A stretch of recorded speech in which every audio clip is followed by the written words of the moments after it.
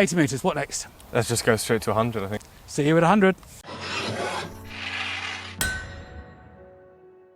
Hi, it's Todd from Todd's Workshop and Todd Cutler here, and I'm back again with Michael Allison. Hello, Todd. Good to be here.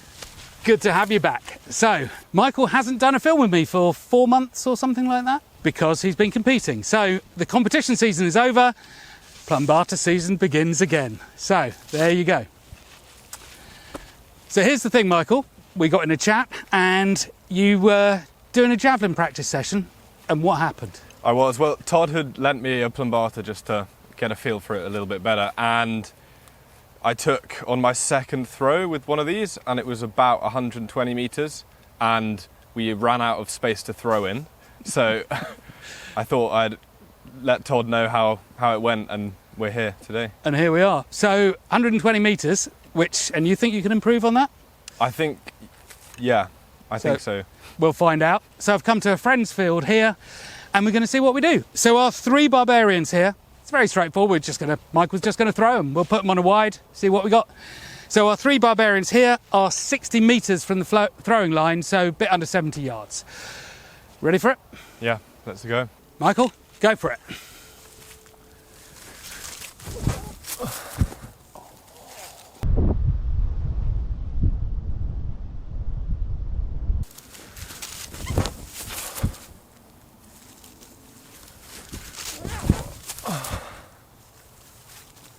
So the range was good, actually, a little bit off to the right. Yeah, a little bit.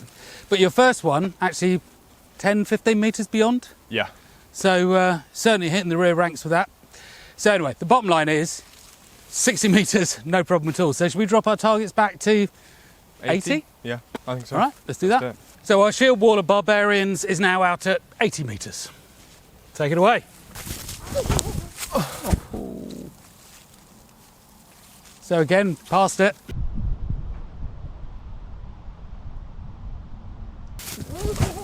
Oh, that's gone far left. Yeah.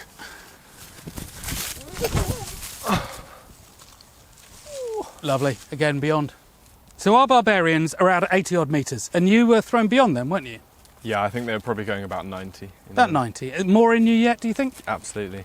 Liking that. Right, so we'll see where we go from there. But this comes back to an interesting point that was brought up in the comments on my films. Love the comments on the films. And I've pinned it to the top so you can go and follow the thread there. He said that he thought possibly the Plumbata were too easy to throw. The point he's making is that any other ranged weapon that you can think of, whether it's throwing a stone or a spear, you need skill for it. Slings, staff slings, if it's bows or crossbows, you need the equipment and the skill. All of these things require somebody to be able to do it well for it to be really threatening. This thing is so easy to throw. I mean, how easy, Michael? Yeah, you don't need to think about it too much. You just throw it. So basically anyone can throw these things. And that means that the ability for your enemy to throw them back really is there. We know the Romans were throwing things like this pila, which Michael has got 45 metres, I think. About that. So we know that these can go a long way as well, but generally they're used at shorter ranges. These things, they really do fly out there. They talk about them outranging the throwing javelins that they had, which we know from Vegetius to about 70 or 80 metres. So these things, the Romans were expecting to clear 80 odd metres. That gives your opponents time to scoop them up and throw them back. Time that they wouldn't have with the pila. So you could say it's the same kind of thing. They could pick these up and throw them back. But actually, there's a lot more time allowed for these because they're thrown at a further distance. But anyway, 80 metres, what next? Let's just go straight to 100, I think. 100, push yourself. Yeah. See you at 100. Hi, I've interrupted the film for another Todd Cutler related interesting fact. 14th century Italian warhammer. Now, it's an interesting fact because that should be a fantasy piece. That's what it looks like, but it's not. It really is copied off a real one. Anyway, this and loads of other pieces available on toddcutler.com. Back to the film. There's a run-up for Michael this time, 100 metres, bit further. Go for it.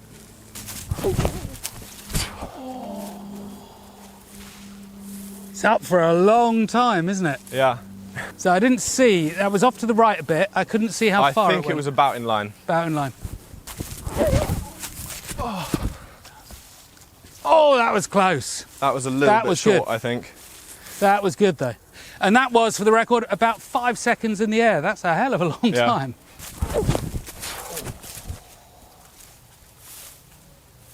Oh, nice. That was beyond.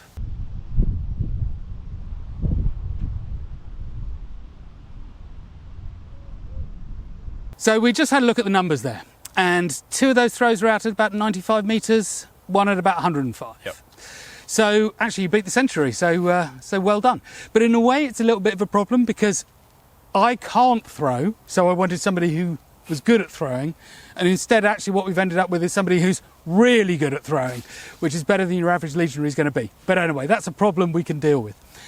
But you've just come back off your summer of competing, really, which means you're on pretty tip-top form for me, which is brilliant. But how did you do? Because medals were there, championships were there? Yes, I've just come back from Jerusalem, where I was at the European Under-20 Championships, and I managed to get a bronze medal there. Which is fantastic. And still you've been competing, what, 2.5 years or something, throwing javelin? Yeah, this is my 3rd competitive season. Yeah. So there's a future there for you, I think. Yeah, I hope so. And then, did you get any personal bests? Or yes, I've put on just over 7 metres on my personal best. So wow, I don't know a lot about javelin. It's all practice. 7 metres. It's all practice for the Pelham and the Plumbata at the end of the day. Absolutely brilliant. It's where it all began. So in which case, then, enough of all of that. 110 metres. Let's see what you got. So this is going to be another running one, obviously. Yep. But it is a point to consider that this ground is rougher than the ideal would be, than your track where you've been thrown before. But also, when it comes to the context of what the soldiers are going to be dealing with, the ground, and as we found early in was it January we filmed, temperature makes a big difference as well to what you can do, how you can exert yourself without injuring yourself. Same is true as the ground.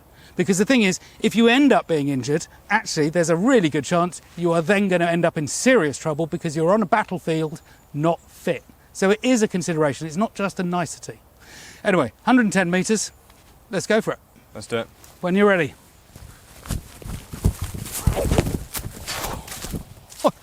Oh, wow. Wow. If that wasn't beyond, that was bang on. It was one of those two. I love the whistling noise they make as they go. Mm.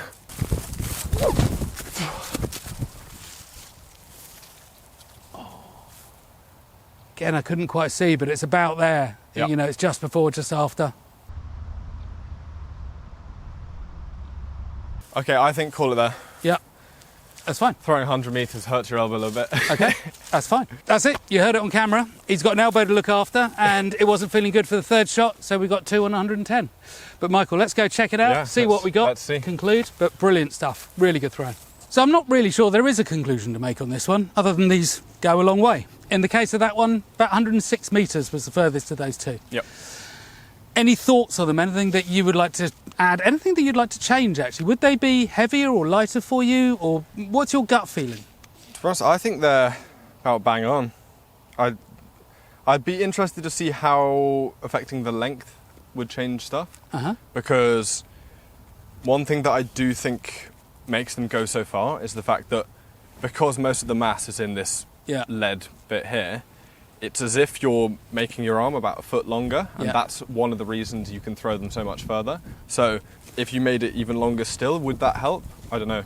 Yeah, there'll always be a balance where it starts to drop off again. Exactly. But you are right. It's the first time I made some of these, actually, I made them, I can't remember how much, but maybe about that much shorter. And actually the problem then is that they didn't self-balance very well. They didn't self-right. So they were much harder to throw. And as a consequence, they didn't go so far because you're putting an awful lot of effort into trying to keep them straight. But actually I made these at this length and I thought, oh, goodness, they work well. And actually what I haven't done is stuck another couple of inches, another 5 centimetres on the end. So you're right, in fact, that would be a thing to try. Because ultimately, we have the head and the weight from archaeology. We don't have any of the shafts or the fletching. So here on in, we don't know what was going on. This is just, my work. All right, well, maybe we'll meet again with a slightly longer one, see what happens. But other than that, we're now off to throw some Pelham at something. So, we are. Michael, thank you so much once again. Thank you. And if you've enjoyed this, don't forget, subscribe to the channel, turn your bell notifications on, visit the websites, just see what we're doing. Because if you enjoyed this film, you'll like what I do for a living. Anyway, see you another time. Bye.